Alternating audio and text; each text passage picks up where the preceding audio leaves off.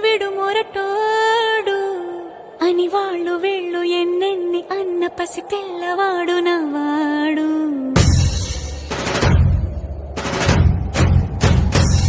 విడుముండోడు అని ఊరు వాడ అనుకున్న గాని మహారాజు నాకు నవాడు.